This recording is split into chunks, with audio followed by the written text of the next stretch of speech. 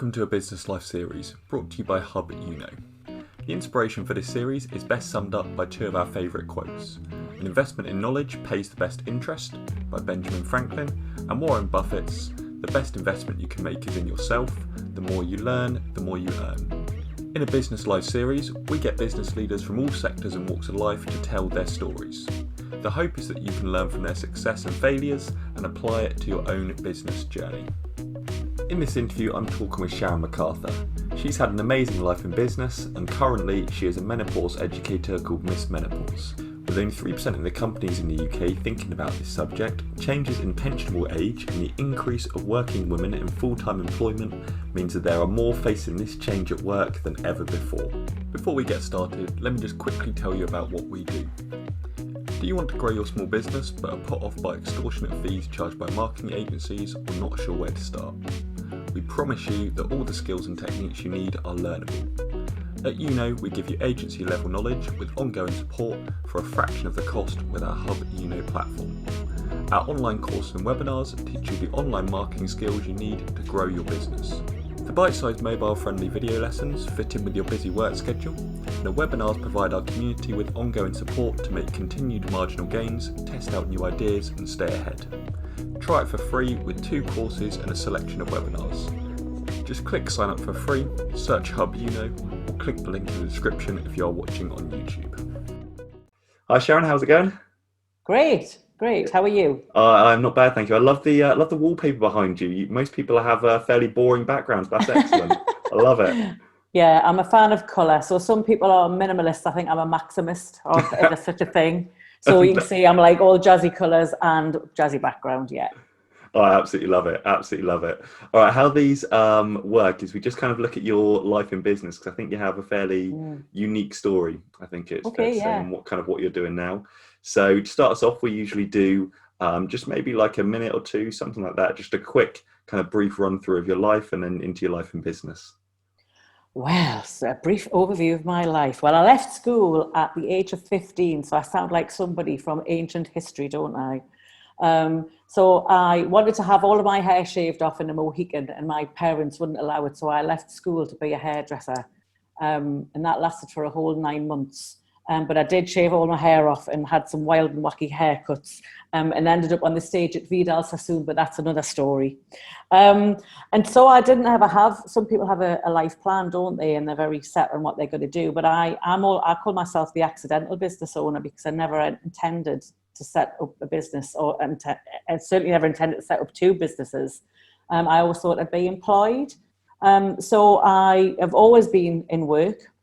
So from the age of 15, I did various jobs, but the last place of note is I ended up in a big software company, a FTSE 100 company, and ended up being accountable for millions of pounds worth of revenue.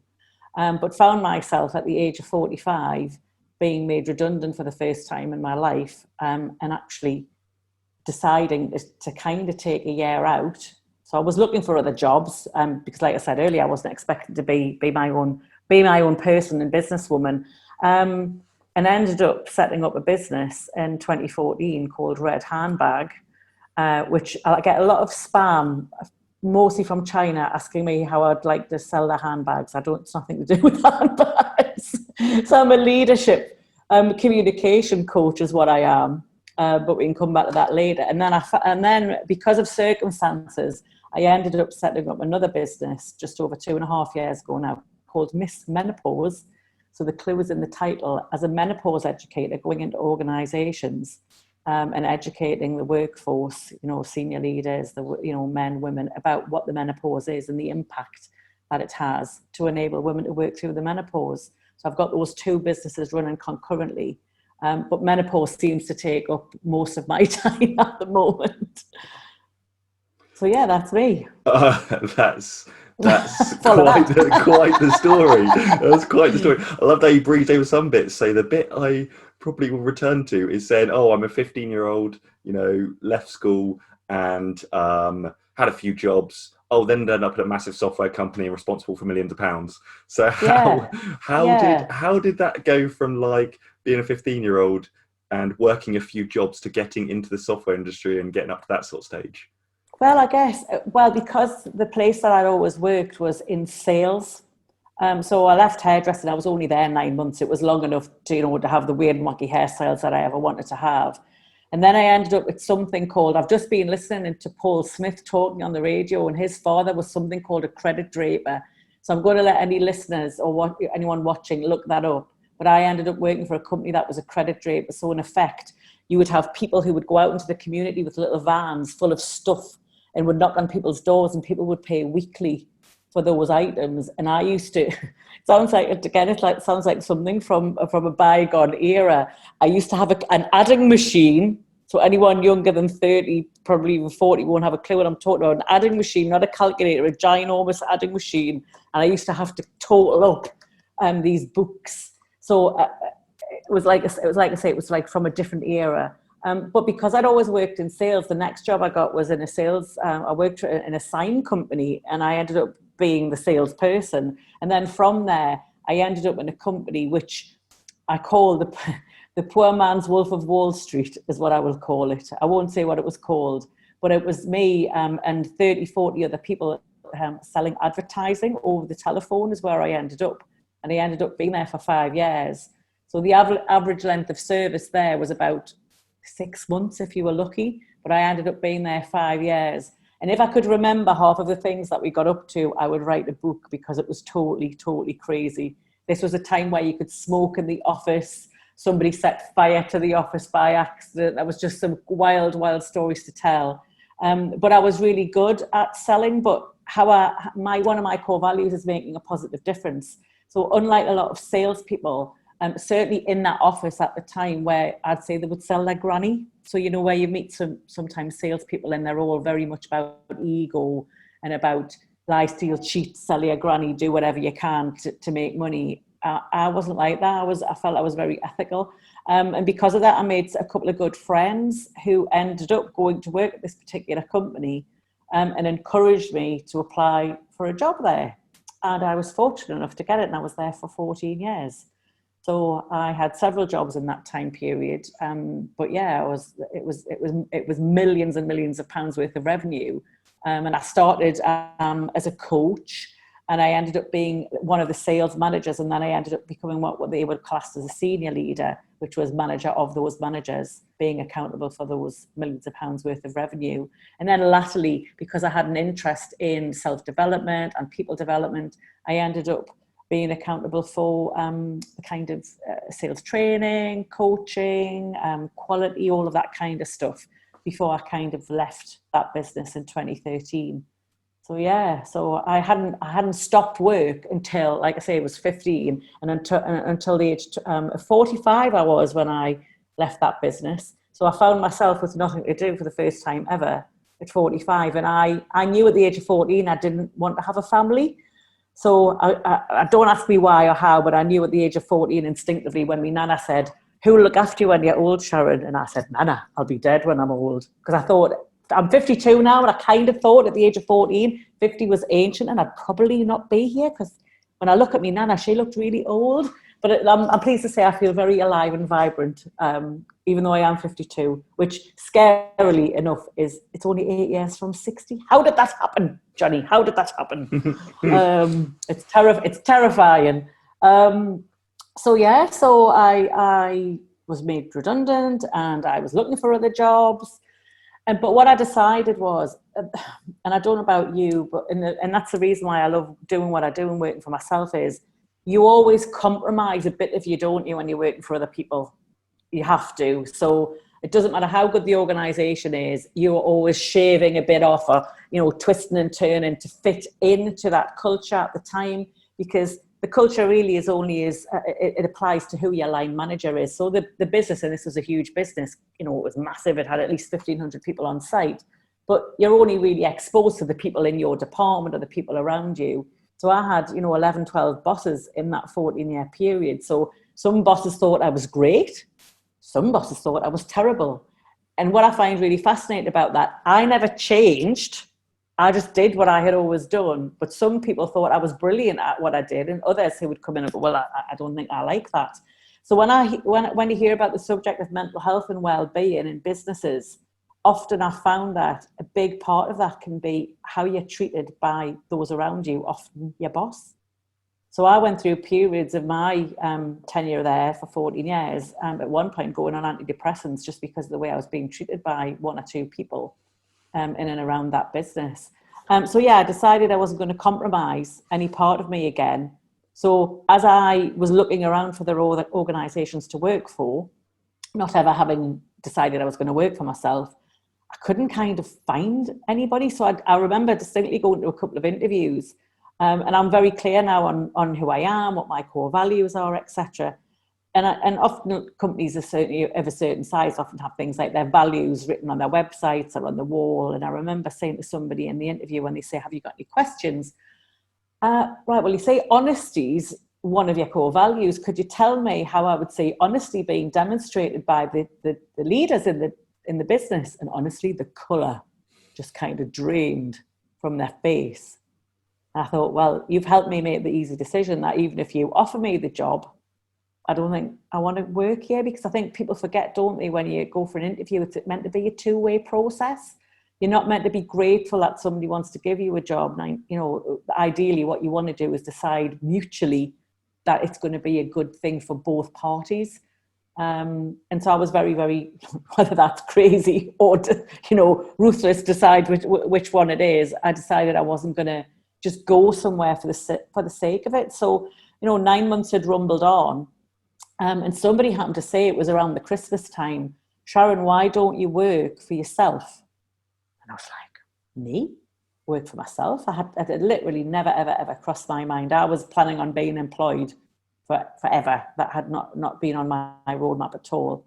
And so because the seed was planted and I wasn't really finding any success with the jobs I was looking for, by the time it kind of came round, I set my business in June 2014. Again, integrity is one of my core values. Somebody had got in touch with me and said, Sharon, we're doing some stuff on leadership. Could you come and help out? So I decided I wasn't going to ask for any payment. I said I would go. It was actually down south. I'm up in the northeast, so I had to travel. I said, pay my expenses. I'll come down and I'll do this piece of work for you. And I'll decide if I think I enjoy it. And then you can decide, would you have paid me the money? Because by this point, remember, I hadn't actually worked for 9 months, and I felt, you know, I felt rusty, I felt a bit underconfident, all those things the stories that you tell yourself. So I guess from there, it went really well. I really enjoyed it, and they said they would pay me. And from there, I set up my business, Red Handbag. And I primarily set it up to help women in business feel more confident as leaders, whether that was leaders of their own businesses that they were setting up or leaders in bigger organizations. And that's quite simply, Johnny, because men and women, as I see it, they have very much the same issues, but they're coming at it from different directions. So when I've observed men tell themselves all the reasons why they can do something and they jump in with both feet. Where women tell themselves all the reasons they can't do something, and they wait, you know, there's statistics that women will say they wait till they're 95% confident that they can do the thing before they'll even try, where men, it's something like 60%. So as I see it, men and women have the same issues. And we know that the biggest killer and the biggest risk to men's health up to the age of 45 is suicide, because guys keep all their problems in, where as women, we're very good at sharing stuff. So I'm always fascinated when I ask him indoors, when he goes out with his friends, oh, well, what did you talk about when you were out? You know, what about, say, it's such and such as getting married? What about that? No, we didn't talk about that. And what about such and such? No, we didn't talk about that. So I'm always fascinated what you guys talk about when you go out, because women, you know, we talk about everything, you know, life, universe and everything. So I think, you know, what's different is we're coming at it, like I say, from different directions, where men are very much keeping it all in and roughy-toughying it out, and women are sharing it all out, but telling themselves they're a bit rubbish. So that business now, I work with as many men as I do with women, because I work with people who, what I say, are resourceful, but stuck. So I don't work with people. So the badge you would probably find most common would be a coach. And lots of people think coaching is remedial, where you only get a coach if you're a bit rubbish. I don't do that. I only work with talent and talented people who are resourceful but stuck. And I work very much around helping them to feel more personally confident, because if you're confident as a leader, whether that's, I say, that's of your own business or you work within a business, then the impact of you feeling more confident is so much more positive on the people that you work with and around if you feel good about yourself. Well, a lot of leadership is very much about processes, isn't it? Well, we'll send you on a course and we'll teach you to do this thing, and then we'll expect you just to be able to do that. But often there's no talk about self-care and how you feel as a leader, because the reason that leaders don't do things is that they get scared because they're humans. So leaders are just humans with a title. And I think organizations sometimes forget that. And people who run their own business think they need to know it all and need to be super, super, super, super at everything. And that's not the case. But kind of, what am I now, 52? So kind of 4 years ago, as I was running my red handbag business, my coaching business, I started to feel, I'm going to use a technical term here, just not great. And the first symptom that I would identify, and this is my diagnosis, this wasn't diagnosed medically, is what I was waking up with what I'd call night terrors. So I'd wake up in the middle of the night and well, about 4 o'clock. So anybody knows anything about mental health, early morning awakenings, where you're waking like, 4 o'clock in the morning, your eyes ping open. And I was waking up with this like total fear and dread and just desolate feeling. And I didn't really know what to put it down to, because my boss was brilliant, because it was me, because remember, I was running my own business. So I knew I didn't have any stressors about, others, and I mentioned earlier who had affected my mental health. And it happened, 3 or 4 times, and I couldn't pinpoint the reason why. And so I kind of put it in the back of my mind. And then somebody dared, I will use the term as dared, to say, Sharon, it could be the menopause. And I was like, you've got to be joking me. So I'm going to ask for forgiveness. Please forgive me. So I'll share with you what my image was of somebody going through the menopause. So an image was somebody who had a mobility scooter. So no disrespect to anyone who has a mobility scooter, but in my ignorance, my absolute ignorance, menopause equal mobility scooter, probably 1 or 2 walking sticks, and probably somebody who hadn't worked for over 20 years and had many, many, many ailments. Because in my mind, whatever menopause was, of course, intellectually I'd heard of it, it wasn't going to be happening to me, whatever it was. Because I was streetwise. Remember, I'd been accountable for millions of pounds worth of revenue. I knew the score, so I believed. So then my next symptom was what you would deem, you'd call it technically, a night sweat. Now, nobody tells you that you can't escape your own body. So I've only ever been hot Johnny when I'm on fire, as in I'm always, always cold. So in my house, we'll have the heating wars. It's starting now. So I want the heating on, and him indoors is like, no, put a jumper on, a bit like my dad used to say when I was younger. So I'm only ever been freezing cold all the time. But this one night, I was woken up, and nothing really wakes me from my sleep. So I can sleep through a hurricane as well, by the way. So nothing wakes me easily. So I was woken up this one night with what I can only describe as a furnace inside. So and my hot flushes, night sweats, would start from the middle. So the thing is, night sweats, hot flushes can start for any woman anywhere in their body and can last, in extreme cases, up to an hour. Fortunately for me, mine would only last a couple of minutes, but enough time to get really, I'm not a sweaty girl. I've always been jealous of what I call sweaty girls. And that's because if we went to the gym, it would look like I wasn't doing anything, because I don't really perspire. So again, from a hot flush point of view, I'm incredibly fortunate, because some women get so hot when they're having hot flushes and night sweats, they have to change their bed clothes, sometimes more than once in the night, because they become soaking wet. But I would leap out of bed, run around the bedroom, try and get cold. And then, of course, I've woken him indoors up. So he's now awake. And in all fairness, it started to affect our relationship, because he would say things like, you are keeping me up all night. You are keeping me awake. You're running around the bedroom. And because he couldn't get to sleep really easily, I can sleep on a clothesline as well. That's another thing. I can kind of shut my eyes and go straight to sleep. So the hot flush would happen and I would go straight back to sleep, and he would still be lying awake trying to get back to sleep, and then it would happen again. And so then I started to have other symptoms. And so I started to think, is the person who dared to mention to me menopause, could they be onto something here, and should I have a look at and do some research? So that's what I did. I started to do research and look into menopause, because the only thing that you would ever hear about is hot sweats, hot flushes. And it became quite apparent that there were a lot of symptoms of menopause, a lot. So it was talked about at the time that there was 34 symptoms of menopause. But through the work that I've done, not me personally, but from all the hundreds and hundreds and probably now thousands of women I've met, I've collected over 70 symptoms that women have talked about. So the thing for me is it started to become untenable. So I hadn't thought about setting up a business at this point. I was just trying to live through this set of symptoms that, again, was a big surprise to me. So I could get, the most untenable thing for me was I could get to sleep very easily, like I always could. But from about 2 o'clock in the morning, my eyes would ping open on springs, and I really felt unable to go back to sleep. I just felt that there was something stopping me going back to sleep.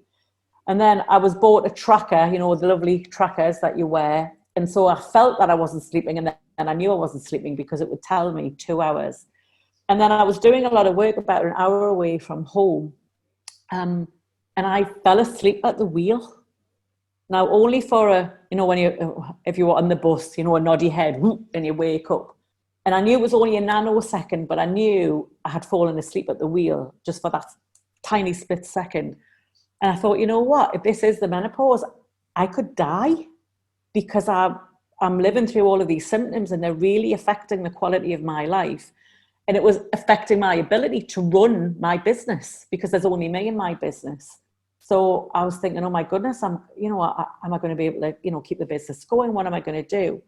And it got so bad that when I was driving, I could only drive for a maximum of half an hour before I'd have to pull over and rest for over 10, 15 minutes before I could continue on again, which I just thought, I can't live my life like this. So again, more and more research. So there was 2 catalysts that led me to set up my Miss Menopause business, because this is, remember, going into organisations and educating on that. So mental health and well-being is a massive subject, and quite rightly so, in business. Of course it should be. But 3 years ago, it wasn't that fashionable. There was mental health first aid courses coming on to be available. So I booked myself, because I was genuinely interested in the subject. So I booked myself on a course. It was really comprehensive. It was 2 whole days in the classroom. You know, this is before COVID hit, so in the olden days when we could be with people. So it was 2 whole days in the classroom, like I say, it was about 3 years ago. And it got to the last half day, and the subject matter was schizophrenia. Now, it's a really important subject matter, but I happened to say to the facilitator at that point, what percentage of the population would you say suffers from schizophrenia? And they agreed it was probably 1% maximum, which means that most of us in our working lives may never encounter somebody with that condition. So I said, where is menopause in your whole mental health and well-being information? Where do you talk and cover this in the course? We don't cover it, was the answer. And I said, but 100% of women, whether they like it or not, will go through the life event known as menopause. Surely you do? No, we don't cover it. And I know it's still not being covered now, and this is over 3 years ago.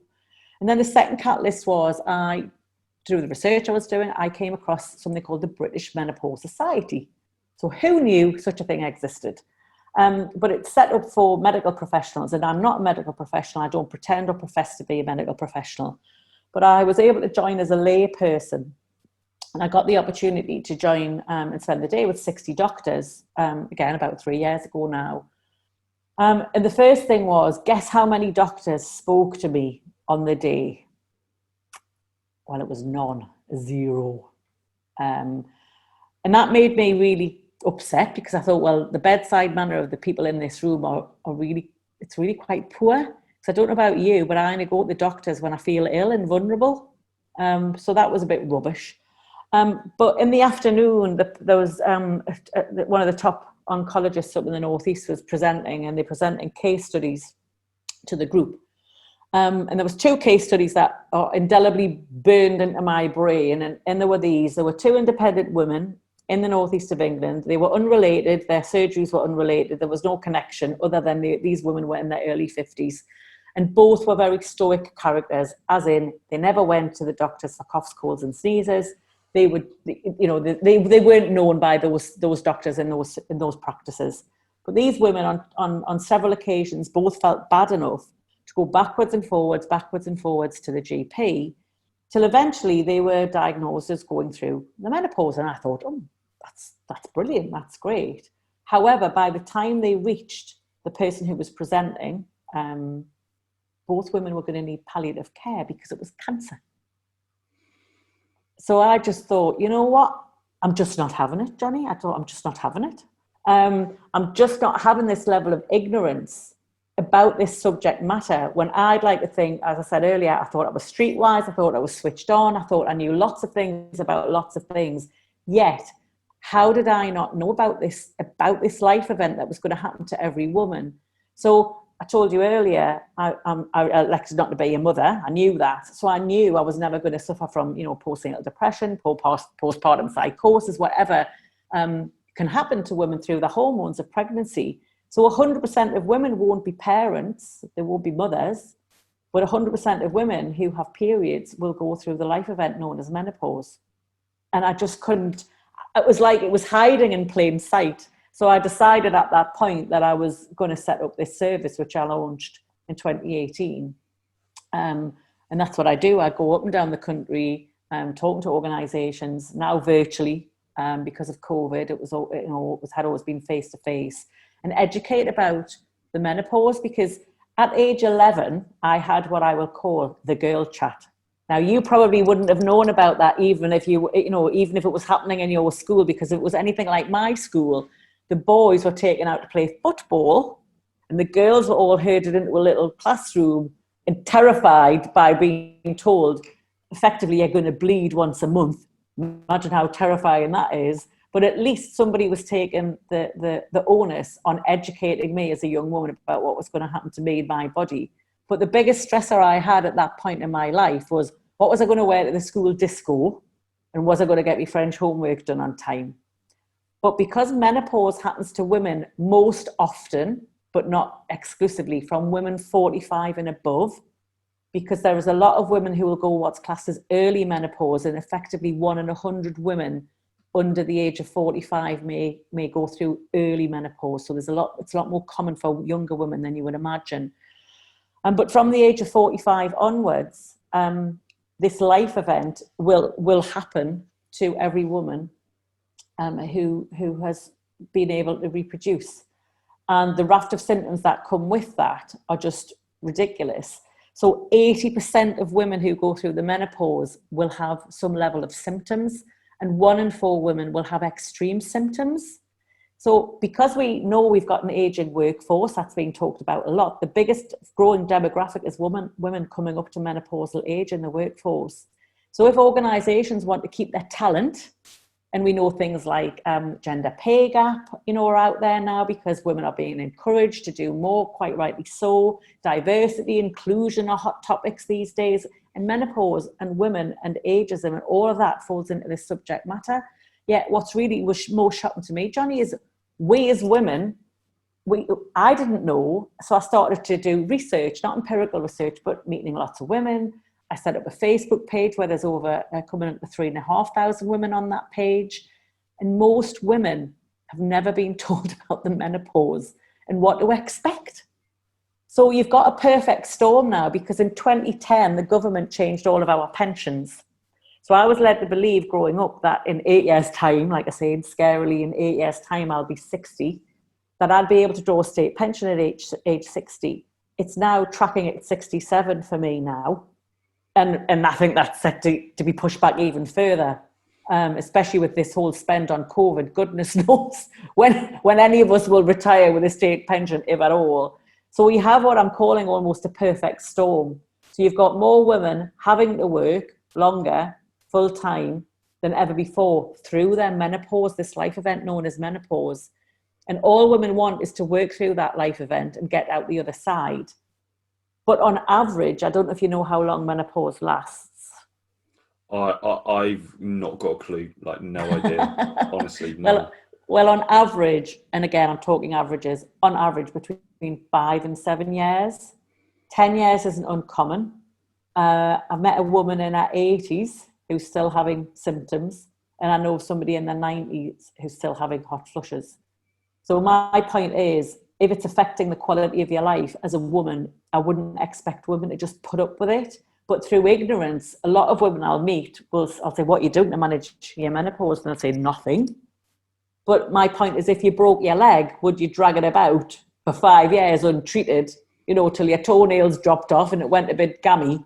You wouldn't do that, would you? You'd get it treated. So you've got organisations being really, really keen, which is brilliant, about educating on mental health, well-being. So I rock up and say, what are you doing about menopause? And they're like, look at me. Like, what do you mean? I'm like, mental health and well-being will only, and I wish and hope it only affects the smallest percentage of people in your organisation. Let's wish it affects the smallest percentage. Menopause is going to, without question, it's going to affect 100% of your workforce at some point in their lifetime. Yet nobody's been talking about it as a subject matter. So I just found it incredible. So that's why Miss Menopause exists. So I have great fun, and I love speaking to men about the menopause. That's my favourite thing. So when men come along to my sessions, then almost dragging their nails along the ground, like, oh no, I've got to go and listen to somebody talk about menopause. But probably some of the most profound feedback I've had has been from men. So I've had a couple of men who've contacted me after the event from different organisations to say, Sharon, you've probably helped to save my marriage by learning about this subject. Because the thing is with menopause, it might affect me physically and mentally as a woman going through it. But if work, live, are surrounded with women, everyone kind of will be affected by menopause. So what's really powerful when organisations choose to invest in menopause education, if you send your men along, okay, men physically will not be going through that life event, but they can take that knowledge away and share it with, the people in their lives, their sisters, their mothers, whoever it might be, depending on their age. So it actually, from a well-being point of view, from an engagement point of view, and from retaining talent point of view, by doing this one small thing, you can actually cover a lot of bases from an organisation just by teaching people and educating what the menopause is, what it isn't, wrapped around your whole mental health and well-being strategy. But it's estimated only up maximum 5% of companies at the minute in the UK are even talking about it. So there you go. That's what I do, and that's why it exists, because I'm just not having it anymore. Would you say companies are receptive to it? Once you bring it up, is it something receptive, or is it relatively low down the list once they've kind of ticked everything else off? Well, yeah. Well, when I first started off, like I say, it's coming up, it'll be 3 years at Christmas. People were I remember going to see this. She was a CEO in a huge housing association. And she kind of said, well, why would anybody pay for that? And I said, well, there's lots of reasons why somebody would pay for that, for, some of all the reasons I've mentioned up to now. So because there's been an awful lot of press over the last 3 years, there's a lot of celebrities now getting on board and bringing out books and different things. Again, that's really, really brilliant. But what, again, I find interesting is a lot of the chat that you'll see about menopause is through the daytime when women are at work mostly. So again, there's a lot more noise about menopause, which is making companies a lot more receptive. But still, obviously, the bigger companies are much more readily looking into this subject. But you've got your medium-sized companies who maybe think, nah, that doesn't really matter to me. So I'll tell you a story. I had a guy, he's up in the Northeast, and he's a very prolific entrepreneur. He's got loads of businesses, and he's really, really successful. But the business sizes that he had, they're roughly about 30, 40 people, but the turnover millions. He's in the construction trade. So when I was telling him about this, it was probably a couple of years ago now, to be fair. And I was telling him about what I did, and he went, nah, He said, I wouldn't really need anything to do with that. And I said, all right, okay, tell me about that. I said, so you don't have any women in your organization? I said, but what about the men who maybe live with partners who might be going through this? He said, well, I've only got 2 women in the business. And I said, two whole women, 2 whole humans. He said, yeah. And I said, well, let's just imagine, I'm going to tell you this story, and let's just imagine I might be right. I said, so let's call them Laura and Sharon. I said, let's just imagine, I'm imagining, because they're in construction, Laura and Sharon are your administrators. They do, they do all your back office administration stuff. He went, yeah, that's what they do. I said, and let's just imagine that they've been doing it so well over the years that you actually don't even notice what they do because it just seamlessly happens. He went, yeah, that's pretty much it. I said, now let's just imagine Laura and Sharon start to go through the life event known as menopause, which will happen to them at some point. And they start to forget things, they make mistakes, they don't really know what's happening. And maybe one of them decides that they're no longer capable of doing this work anymore because they don't appreciate and understand that it's menopause that's happening to them, and they leave. How would you feel about that? I like, well, I would be devastated. I said, so don't you owe it to Laura and Sharon to educate them as working women as to what to look out for and how to manage that life event? Don't you owe it to their colleagues and also their boss to educate them about what menopause might be and what to look out for so they can just work through it? Because the biggest risk to businesses really with menopause is because of ignorance on my behalf as a woman and on an employer's behalf. Women they're getting weird and wonderful symptoms, and the most common ones are hot flushes are up there, but brain fog. So the inability to remember simple words like pen, kettle, your name, my name. And that becomes really terrifying. The inability to sleep. So insomnia becomes really quite a common symptom. Which, and you could say, is it the chicken or the egg? But anxiety is often the number one symptom that women mention, because it's terrifying to be going through this, because women just think without this knowledge, what they're telling themselves is, I'm in my middle age. This is what it must be like to get old.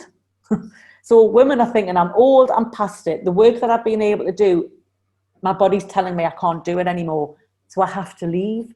So the amount of women that I've met who've actually left jobs where they've got tons of knowledge, tons of talent, and tons of expertise because they haven't appreciated that what was happening to them is menopause. It's really, really shocking. And that's why I keep banging on that I'm just not having it anymore, because that talent is being lost to businesses because women, through ignorance, are saying, I can't do it anymore. And that's just wrong fundamentally. So when women know what to look out for, most of us, 99.9% of the world, I believe, are good people. So when we know what to look out for, we will self-manage. We will find the right solution. We will find the right thing to manage those symptoms. And organizations may, 9 times out of 10, they probably don't, but they may have to make some small reasonable adjustments to enable you to work through some of these symptoms. And that's all women want. So they just want to work through the menopause, get out the other side, because they don't want to leave work. They don't want to leave what they're good at. And organizations, if they care about their people, need to make some small reasonable adjustments to enable women to do that. And that's it. Simple. Well, I mean, it is very true. I have certainly had those talks in school and certainly businesses, stuff like that, but there is very little said to men about the menopause, exactly what it is and exactly what it means, exactly how it affects women. So I hope businesses will be more receptive to it in the future. And, I think certainly sounds like you've got a little niche, and I've not heard of anyone that's in there at all either doing that. Well, I'm certainly not the only one. And again, when I started 3 years ago, there was a handful. There's a lot more people doing what I do. But I have to say, there's not really anybody doing it like the way I do it, because I'm all about fun and engagement.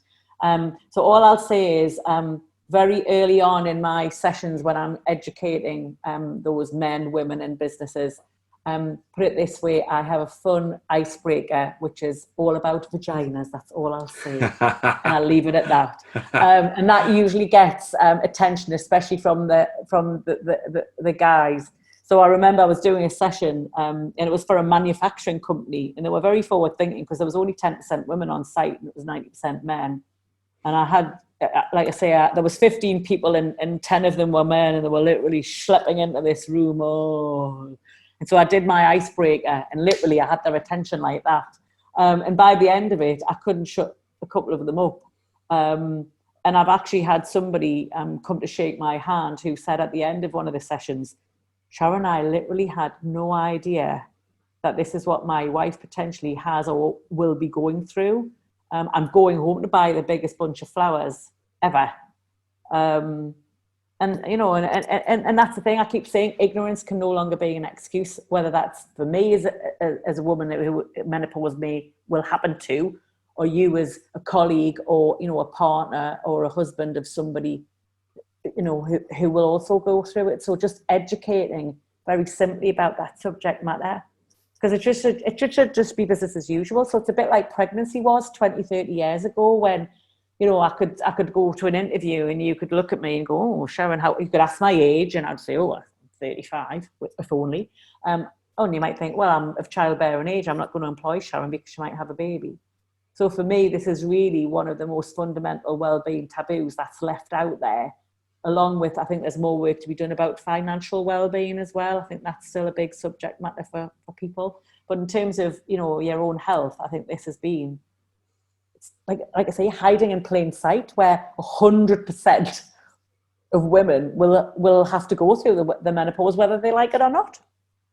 It's crazy. Yeah, I mean, it sounds like you're doing some excellent work in there. I would like to actually bring you back to one bit at the start of the story, actually, that's kind of dear to my heart a little bit. It's education. And you obviously left school at 15. And I certainly think kind of the modern education system, some of the changes it's gone down have kind of dampened the entrepreneurial spirit out of kids, or certainly the risk taking and being told that you've got to do well in school, or if you don't do well in school, your life's over type thing. I don't know, like what was your feeling of school, or why did you feel like it was sort of 15 you were going? Well, again, because I'm so old, I was going to do my, I'd done my O levels and I was about to do my A levels. And I guess it was probably that streak in me that has me jazzy wallpaper and all the things that I do. I think I've always been my own special person. And I used to get picked on by some of the teachers at the time because I would follow the uniform to the letter and you had to wear stud earrings. But remember, this is like the early 80s. And my stud earrings were little zips. They weren't dangly zips, they were little zips. And the teachers used to pick on me. I mean, I was a grade A student. I was in all the top sets at school. I really worked hard to do that. And I just felt not really supported. Like it was all about the way I looked, not what I was capable of. So that was the first thing. And I just felt quite stifled by that, I suppose. So when it came to staying on, I just thought, you know what? I don't like this environment. I don't feel it's a place where I can flourish. And so I elected leave. I had a place in sixth form. I was just going to go to sixth form because originally I wanted to, you know, when you go for careers chats, I wanted to be a chef. I'm pleased I didn't go down that route because I couldn't cope with all the hard work and the split shift. So it was the right thing that I didn't do that. But I was told by the careers advice, women aren't chefs, they're cooks. And I would advise you against it. So no explanation. And I thought, you know what? I think I had a bit of balls about me then. And I just thought, you know, university, you know, and I would have gotten it all free in those days. So, you know, you could say, did I miss the boat? But I have no regrets. I did the right thing for me. You know, I say my desire was how ridiculous, but I was only 15, 16, shave all my hair off, to look a certain way, to do all of that. And I've always worked hard. So I've never worried about not being employed. And I did actually go to university at the age of 41. And I did a postgraduate, which I was always fascinated that I could be a postgraduate and when I actually hadn't been a graduate. But I did a postgraduate in coaching at the age of 41. And And you know what? I didn't really enjoy the experience. I wouldn't call myself an academic. All that referencing stuff. So really it's copying that's allowed is how I see it. So, academically copying's allowed as long as you tell them who you've copied. And I couldn't get my head around that. And I did dabble, I do a lot of professional development ongoing. And I did look into some marketing courses very early on in my early 20s. And I think I lasted 2 whole weeks because I have and this is my problem, not anyone else, but I have a problem being taught by people who've never worked in industry. So they were trying to teach me stuff about industry, but they'd never worked. We dropped out a second, Sharon. Did I? Am I back? Yeah, you're back. Go for it. Weird. So yeah, I have a problem where they've never worked in industry. So, you can teach anybody out of a textbook, but it's not real life. So I'm very much of a practical person and I like to get stuck in, hands-on, and I like to learn things on the job. So reading a book, albeit, of course I can read a book, but I choose to, for somebody to show me or demonstrate to me. But it's never held me back, and it's fascinating that I think you gravitate towards people like yourself, don't you? And a number of my peers, my really good friend, my very best friend, she's a CEO, and she just had a management buyout at Christmas. So she's partly bought into the company. And she didn't do a degree and didn't go to university either. So I just think not everybody should. My view on education is absolutely you need to have one. You need a basic level of maths and English, and you need to decide, are you a creative person? Are you a more processed person? Which side of the fence do you sit on? So I was rubbish at maths. Couldn't do maths to save my life. Scraped by. And then I think it's like you say, how can we unlock that potential in young people so everybody doesn't believe university is the only route? Because those people who are not academic, we need skilled tradespeople, we need plasterers and builders and, plumbers and all of those things that, society needs to function. So I think it's about finding out, and teachers take the time to find out what makes each person tick and sending them on the right path for them, not just like sheep dipping everybody and going, you must all go to university, or you only take apprenticeships if you're a bit rubbish and you're not fit for university. I think that's a total wrong message personally. I think, I've just been having some work done, and try and get decent tradespeople these days, it's horrendous. So I think we've kind of gone, in the 60s, apprenticeships happened all over the place, didn't they? And that was the thing. And I think we've almost gone too far the other way, that but having a skilled trade and being at university for me should be on par, should be seen as equally the right thing to do. Not one is less if you're less academic. That's not as good a thing to do than that. I think that's totally wrong. Yeah, it's interesting. I'll get off my soapbox now. No, it's interesting. I've spoken to quite a few people who didn't get on with the education system, shall we say, and kind of found their own way. And it seemed to be the work ethic was the one thing that links them all together, basically. So, I mean, you've had a pretty incredible life and a pretty incredible journey. At the end of these, we usually do like 3 pieces of advice that you'd give to, kind of someone at the start of the career, or potentially even thinking about a change. What would be your 3 bits of advice you'd give? Well, for a young person, I would say it's start, and I wish they would do more of this work in schools, but getting people to understand what their own strengths are. So somebody in my career, when I got to a senior position, you'd get a lot of 360 feedback and a lot of, psychometric testing. I think it'd be really helpful if young people started to understand what their strengths are, what do they love. So my next piece of advice is, when you find out what you love, can you earn money from it? Because, that old adage is, you'll never work a day in your life if you love what you do, because it's not like work. And that's the other thing that you have to love. My last piece of advice is, if you're going to go it alone and you're going to run your own business, you really, really have to like what you do, because you're going to have some dark days and some tough times. And it's that passion that you have inside that's going to keep you going on the days where you feel like giving up. Because if not, you're just going to form a business of something that you really didn't like. It's a bit like being employed. You can kind of tolerate it. You get a regular salary and you've got all those other benefits. But when sometimes you don't know when your next piece of work's coming from and your next money to pay the bills. You need that fire, that passion to keep you going and to keep you moving forward. So I'm totally surprised that I've been running businesses now for one over 6 years, coming up 7, and one coming up 3.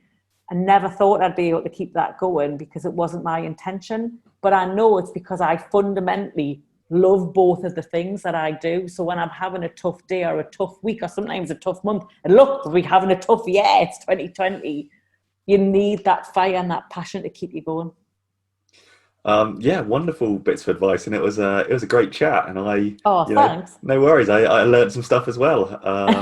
And yeah, I think certainly the menopause is a massive issue that to be honest, I'm sort of, I don't watch any daytime TV, and obviously I don't, look at those sort of issues on social media. So I Yeah. really have very, very little knowledge of it. Like I said, myself as someone who goes out and tries and finds out things, and I've got honestly like zero clue. So I think the work you're doing is really important. Yeah. Oh, well, thank you. And I love it as well. So like I say, earning money is a bonus in some respects because I love it first. The money is secondary. I need enough money to pay bills. But, if I could do it for free, I would almost do it because I just love talking about this kind of stuff. Okay, well, yeah, have a good day, and Yeah. hopefully, this COVID thing will pass and we can get back to in-person events. Yeah, be brilliant. So thanks so much, Jenny, for having me. It's been lovely to talk to you. No worries. Thanks, Sharon. Thanks. Bye. Bye. Bye.